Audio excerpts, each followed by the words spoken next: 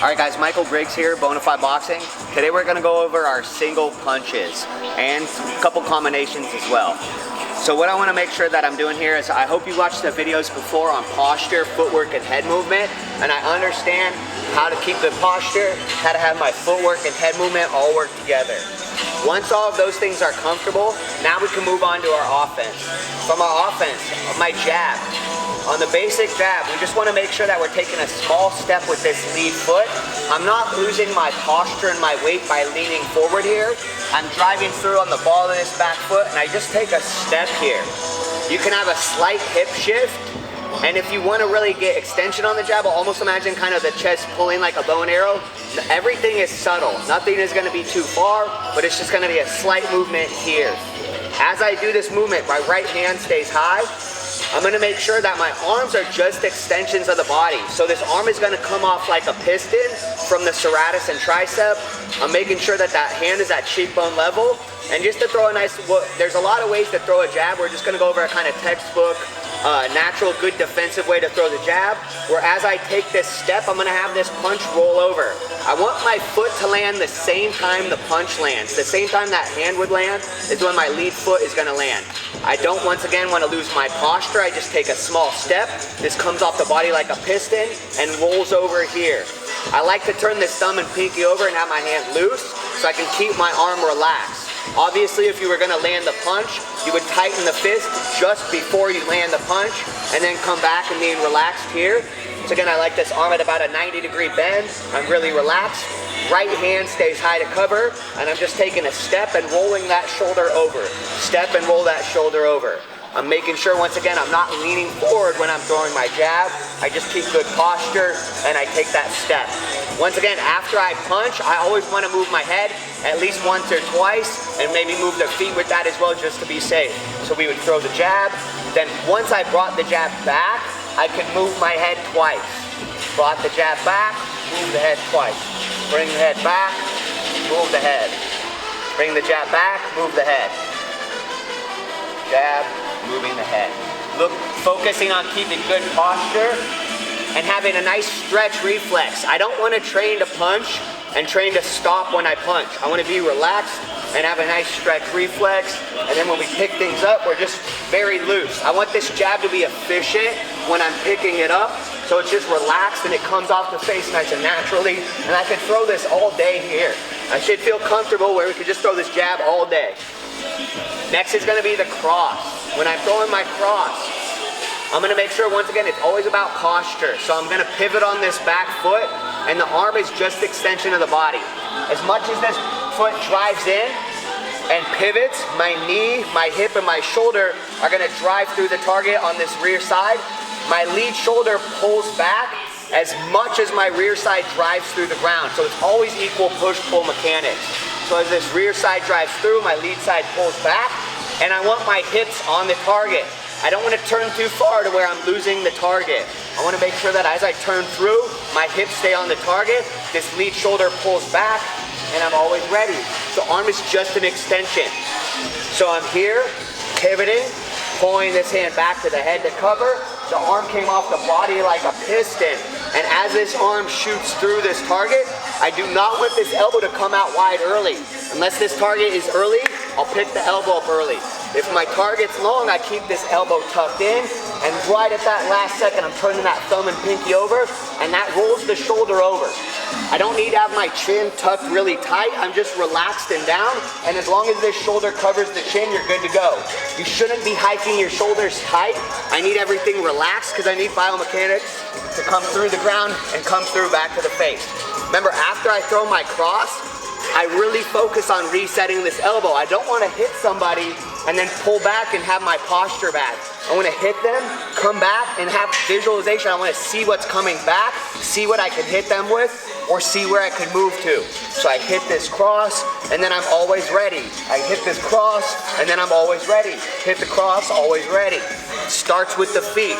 If I want to take a step, I would take a step just by either stepping forward here as I turn, or I could take a small step backwards here. And I'm just keeping good posture as I throw this cross. Moving the head after we punch. and getting the feet moving with the head.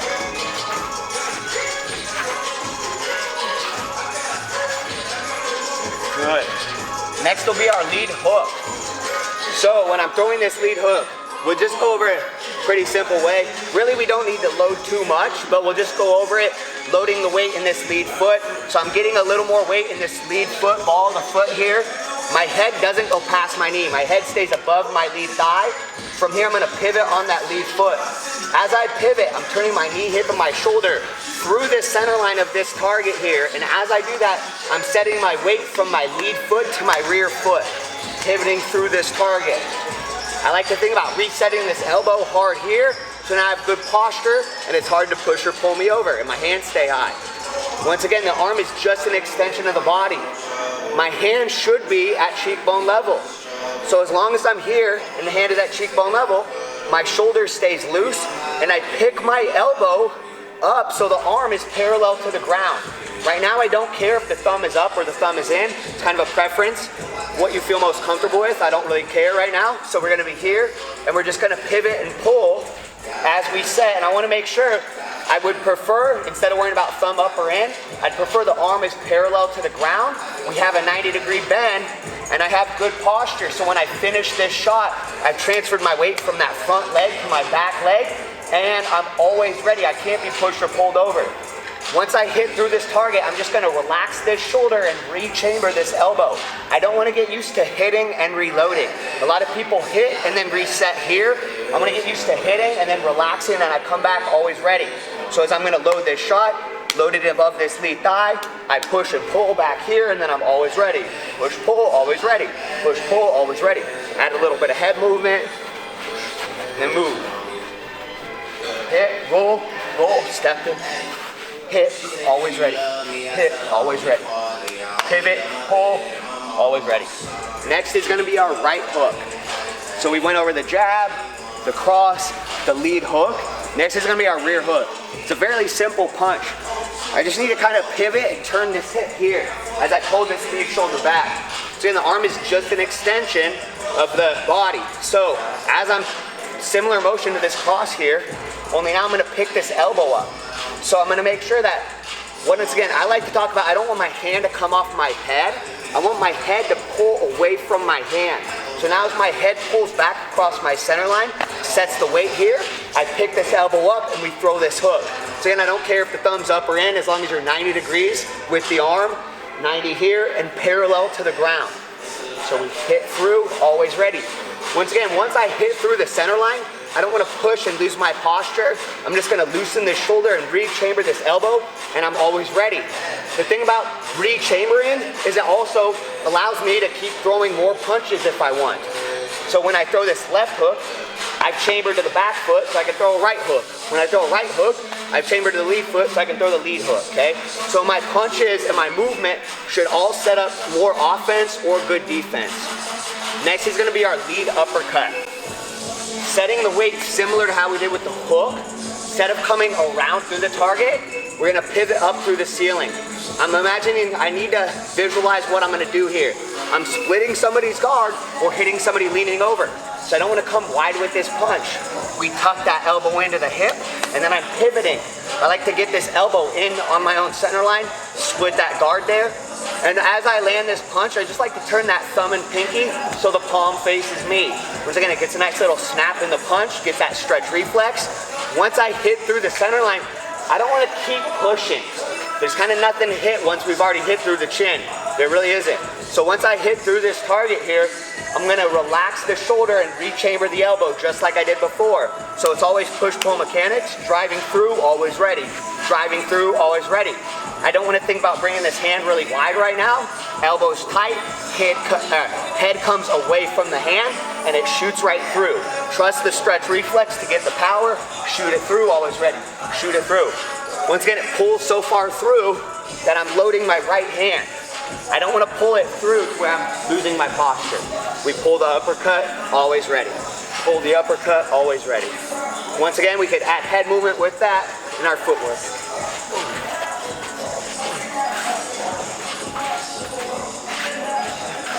Okay, next will be the rear uppercut. Similar mechanics to that 4. Pivot and pull. Only once again, I'm visualizing what I'd be hitting through. So I need to split somebody's guard, hitting somebody leaning over. I'm gonna have this elbow come off my hip. I don't like them coming really wide here. That's a different punch right now. We're gonna be lead hand stays high, elbows in, and we just pivot and pull right through this center line right here. I don't need to make this a big punch. Again, my head pulls away. I'm gonna get this lead shoulder a little higher, elbow tucks in, and then just pivot and pull right through there. Elbow comes through the center line. Right as I land this target, I'm gonna turn that thumb and pinky, hit through the center line, rechamber, always ready. Always ready. Uppercut, movement. Uppercut, movement. Uppercut. Good. And now, those are all of our single punches. And I kind of showed those single punches with head movement and footwork as well, because I don't want to hit somebody and then just stay there and see what they're going to do. I want to hit them, move around, and then hit them again. Move around and then hit them again until they don't hit me anymore. So good work today, guys. Let's make sure that we're building up with what we're doing by just taking our time, focusing on the posture, then focus on the footwork with the head movement, and then building up to these single punches. We can step with these punches as well to add power. Small steps. Get used to doing that instead of just being in place. Get used to stepping with these punches as well, and have your step rotate the hip, and then I'll be able to start hitting targets that are moving. So instead of just being in place, moving around, being in place, moving around, I can actually hit and move at the same time. Good work, guys. Keep bringing it up. Bring up that next level. Bonafide boxing.